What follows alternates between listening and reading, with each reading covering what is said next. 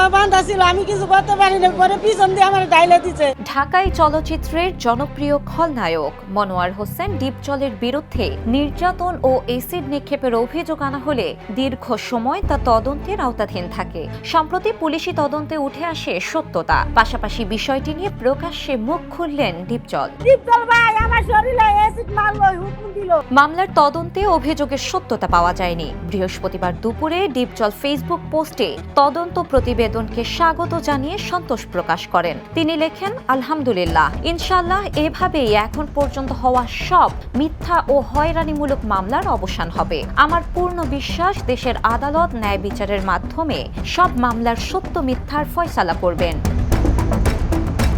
ষড়যন্ত্রকারীদের উদ্দেশ্যে হুঁশিয়ারি উচ্চারণ করে ডিপজল আরও লিখেন, সত্যের জয় অনিবার্য, মিথ্যা দিয়ে কখনো সত্যকে ঢেকে রাখা যায় না। যারা পরিকল্পিতভাবে এসব ষড়যন্ত্রে লিপ্ত তারা সাবধান হয়ে যান। আল্লাহ তাআলা সময় দেন কিন্তু কাউকে ছেড়ে দেন না। বিভিন্ন সংবাদ মাধ্যমের বরাতে জানা গেছে, পুলিশের অপরাধ তদন্ত বিভাগের জমা দেওয়া তদন্ত প্রতিবেদনে বলা হয়েছে, মামলার বাদী ওই তরুণী ডিপজলের একজন অন্ধ ভক্ত।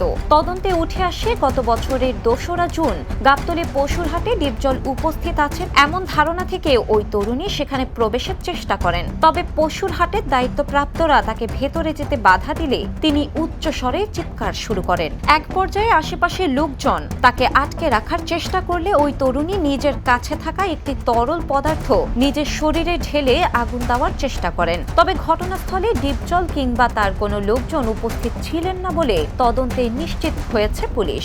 এসিড নিক্ষেপের অভিযোগের কোনো প্রমাণও পাওয়া যায়নি বলে প্রতিবেদনে উল্লেখ করা হয়েছে। এই মামলাটি শোবিজ অঙ্গনে ব্যাপক আলোচনা সৃষ্টি করেছিল। শিলা ইসলাম, দ্য নিউজ।